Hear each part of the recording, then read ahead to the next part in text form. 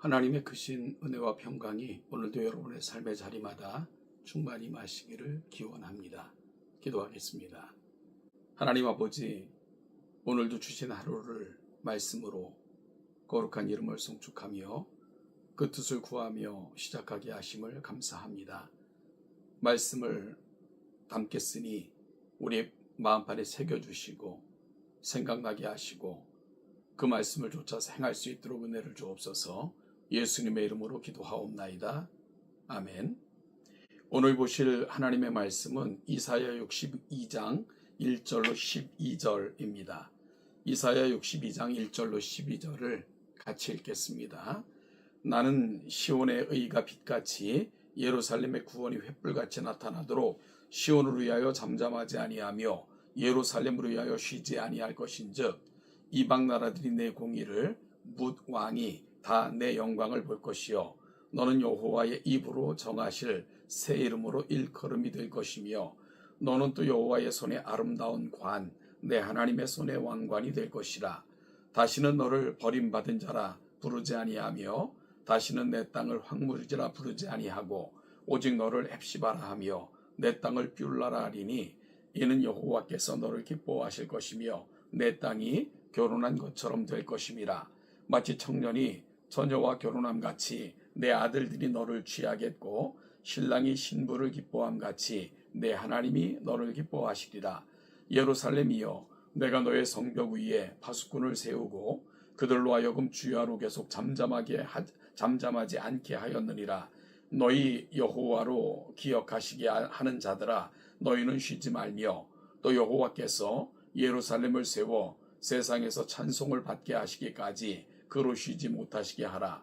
여호와께서 그 오른손 그 능력의 팔로 맹세하시되 내가 다시는 내 곡식을 내 원수들에게 양식으로 주지 아니하겠고 내가 수고하여 얻은 포도주를 이방인이 마시지 못하게 할 것인즉 오직 추수한 자가 그것을 먹고 나 여호와를 찬송할 것이요 거둔 자가 그것을 나의 성소뜰에서 마시리라 하셨느니라.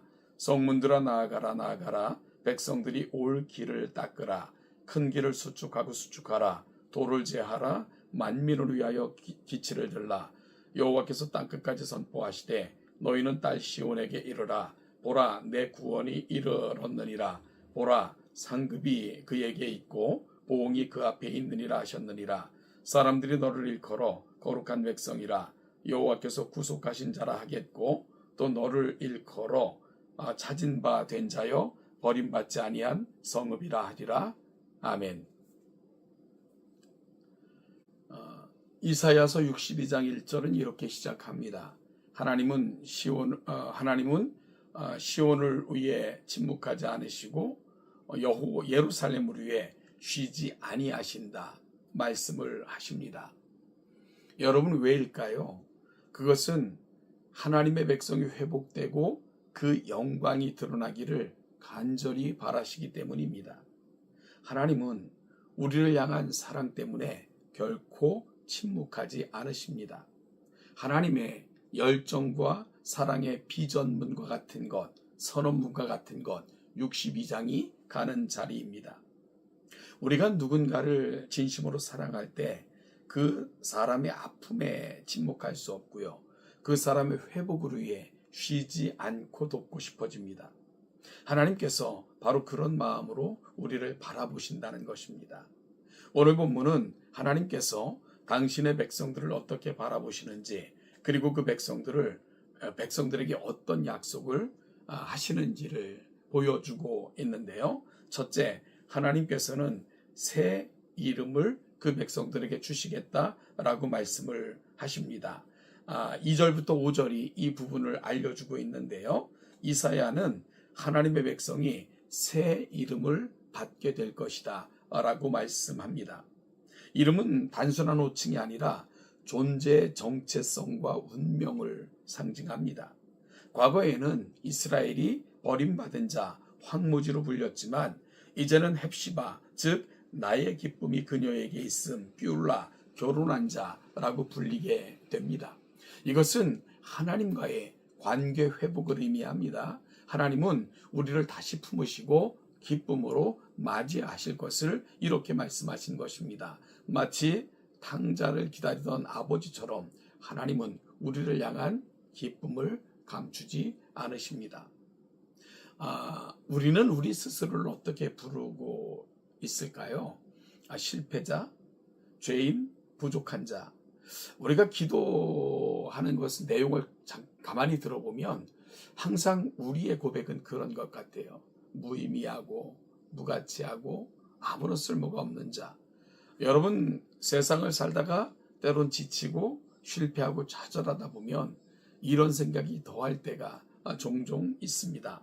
그러다 보니 그런 이름들이 우리의 마음속에 새겨지고 어찌 보면 우리의 자존감처럼 아로새겨진 것 아닌가 생각될 때가 있습니다. 그런데 오늘 본문에서 하나님께서는 우리를 버려진 자로 보지 않으시고 당신의 기쁨이 되는 존재다 라고 말씀하고 계신 것을 듣게 됩니다. 이것이 바로 구원받은 자를 향한 하나님이 주신 호칭이고 또한 우리의 자존감인 거죠. 이 사실을 놓치지 않고 어떠한 상황에 처하든지 하나님이 우리를 어떻게 대하시며 우리는 그분 앞에 어떤 존재들인가를 꼭 기억하시면서 승리하시기를 축복합니다. 두 번째는 파수꾼을 세우시겠다 말씀을 하십니다. 하나님은 성벽 위에 파수꾼을 세우십니다. 그들은 밤낮으로 하나님께 부르짖으며 예루살렘의 회복을 위해 기도합니다.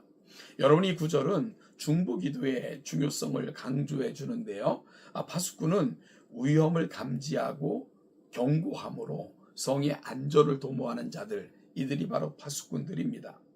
따라서 영적인 파수꾼은 세상의 죄와 어두움을 바라보며 하나님께 간구하는 사람들, 이들이 바로 파수꾼입니다. 특히 놀라운 것은 하나님께서 스스로 이렇게 말씀하신다는 사실입니다. 너희 여호와로 기억하게 하는 자들아, 너희는 쉬지 말며 또 여호와께서 예루살렘을 세워 세상에서 찬송을 받게 하시기까지 그로 쉬지 못하시게 하라. 하나님께서 쉬지 못하시도록 기도하라고 그렇게 말씀하십니다. 여러분, 우리의 기도는 하나님의 뜻을 이 땅에 이루는 도구입니다. 하나님은 기도하는 자를 통해 역사하시고 그들을 통해 예루살렘을 세우십니다. 하나님은 그런 사람들을 통해 도시를, 교회를, 가정을 회복시킵니다.